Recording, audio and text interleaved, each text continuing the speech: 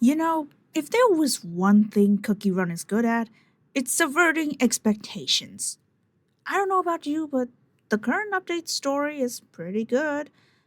I guess I just have low standards. Love and death. It's two of the few unavoidable things in life, especially the latter. And when it comes to death, Deaf Sisters sure love putting cookies on the chopping block. Like, at a concerning frequency. Alright, enough with the vague, ominous comments. Let's actually look deeper into this story, shall we? Bittersweet Awakening picked up from where the legend of the spirit weapon left off. When the seal was broken, the Umbral Pact now has basically tenfolded in power, and the crew is split up to investigate. We follow Peach, Plum, and Bamboo Blade going towards Confectionville, where word has it that the Umbral Pact previously hung around the area. A small, peaceful, harmless village is the target for the Umbral Pact. That's suspicious. The three of them showed up, and it turns out the entire village has been turned into aggressive zombies. Well, they're not called zombies, they're called spoilers. But their designs are 100% just those Chinese vampires slash zombies with those talismans on their forehead. I mean, just look at them. You'd be either stupid or blind to not see the similarities. Bamboo Blade outran them and hid, where he then found Sitang Cookie. She stuck to his side and just kept clinging on to him, calling him her beloved, and seemed to be completely unaware or just straight up ignore the fact that he is definitely not who she thinks he is. Bamboo Blade then takes a few days to investigate, and he found that the spoilers can't actually leave the village. Some mysterious force is keeping them confined within the borders. Having gathered no useful intel, he decided to go find Peach and Plum. In a village nearby, the people all just closed off their shops and locked their doors, except for one, Balloon Flower Cookie. Man, I sure hope this guy doesn't turn out to be a villain. There's eyewitness saying that cookies have been kidnapped by the spoilers and took to Confectionville. And so, Peach, Plum, and Bamboo Blade returned to the town to investigate. Oh, they're also there to try and save this one guy. During which they found that Sitang was actually one of the two who were supposed to be wedded there. It was their big day before everything went wrong. The free cookies didn't have much time to process it though, as Peach just ate a candy that Sitang gave and immediately started dying. No, actually. She just felt like vomiting. Turns out, the candies were the perpetrators. The area of Confectionville is affected by a dragon orb, and everything in the environment, including the water used to make these candies, were basically poisoned. The candies were handed to everyone, and under the influence of the dragon orb, the cookies turned into zombies. Skipping ahead a bit, the guy with an ego larger than himself shows up. Wolfsbane. This guy. This motherfucker. This piece of shit of a cookie. I will yeet this sucker off a bridge if I could. Posing as an old dude, already suspicious AF. Then he had the gall to open his damn mouth. A lackey of obscure Umbra. Not a surprise. And as it turns out, he was the one controlling the spoilers. And the one kidnapping cookies back to this village to make more spoilers. He mocks Bamboo Blade and the spirit weapons while glazing the Umbral Pact skulls. Typical. He commanded the spoilers to attack. All listened, except for Sitang. Low-key, he was pissed when Sitang resisted control. But him saying if only she took him as her beloved instead of Bamboo Blade, like, oh, you damn snake. This guy's just pure malice, not an ounce of sympathy.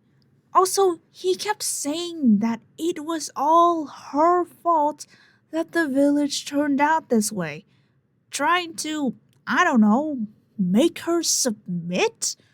Shut the hell up, dude. Not only are you an immoral piece of bitter jelly, but you're also just a goddamn coward. Not only was he trying to retreat, but he also tried to get the horde to strike Bamboo Blade in the back before going out. Luckily, and also rather unfortunately, Sitang blocked the attack. Wolfsbane took a rat that was carrying the dragon orb away, so the villagers, including Sitang, slowly started to lose consciousness.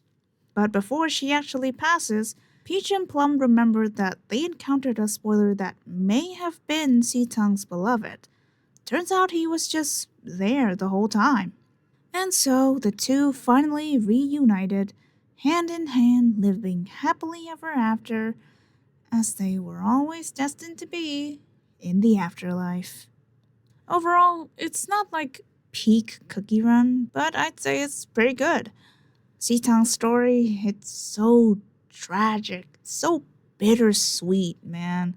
It was supposed to be her big day, then everything went wrong. That one bit when Sitang's beloved told her to stay inside of a cupboard while he goes out to check on things, man, why'd you gotta do that to me? Reading through all that, I was just imagining him going out there and got munched up by the zombies while Sitang just sat in the cupboard coughing jam as she turned. Ugh, it's so disturbing. It's so painful. It's tragic. But I'm glad that Sitang got her happy end. Confectionville is just so creepy. Imagine wandering around a ruined village. There's traces of life, torn up banners, elaborate setup for some kind of celebration, signs of previous inhabitants, yet there's not a single person around. I'm shivering. And it's not because it's 5 degrees C for me. One thing I'm sure we can all agree on is the fact that this story, the setting, the implications are messed up. If you really think about it, this is a zombie horror story set in a not so remote village. Imagine 1 minute celebrating, laughing with your neighbors, your relatives, in a massive wedding, and the next minute, everyone starts coughing blood, their bodies rot, and they turn into bloodthirsty zombies. Honestly, I don't know why I'm surprised anymore. Disturbing themes are nothing new to this franchise. Yet I'm still shocked, flabbergasted, disturbed even. It's kinda crazy that this is just a background setting for the main plot point that is the spirit weapon versus the Umbral Pact. I've said it once and I'll say it again. This series could be a lot more gore-ish if it hadn't been about a bunch of pastries. Oh yeah, and if you play through Sitang's trial or the event mode, you'd find some peculiar looking obstacles. Yeah, those are cookies wrapped and piled onto each other right there. And they couldn't be less subtle. Bamboo Blade did get a bit of backstory and character development too. We learned that the Bamboo clan was wiped out by the Umbral Pact after the Ebony Dragon's fallout. So that's another clan dead under those guys' names. Oh, the war crimes are stacking up, alright. The disciples tried their best to defend the clan while their masters were recovering, but they were overpowered. After that, the masters never took in another disciple because of their fear and trauma. The event left a long-lasting wound. The thought that they should protect the weak and bear that responsibility alone, it's not that they don't trust those of lesser strengths, but rather it's that they don't want unnecessary bloodshed. Bamboo Blade lived for at least hundreds of years. He's lived through the ravage of the Ebony Dragon. He's seen the massacre of not just ordinary people, but also students he personally looked after. So it was the lifetime trauma talking. As if this story wasn't grim enough. Thanks to Sitang, he finally realized that he could trust the two lesser power fighters beside him, instead of feeling the need to shelter them. And he also got powered up by the power of friendship? I don't know. That ending, though, I didn't expect them to outright reveal another spirit weapon. I thought we were gonna get like a teaser shadow sprite, like Lychee. But nope, she's just out. Well, not like, maybe not like that, but I'm totally not against it.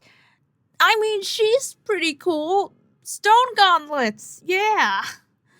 Me win women. Alright, these are just my thoughts though, and I'd like to hear yours. How did you feel about the story? Leave a comment below. Alright, that's all I got to say. I hope you've enjoyed this little ramble, and I'll see y'all later. Bye bye!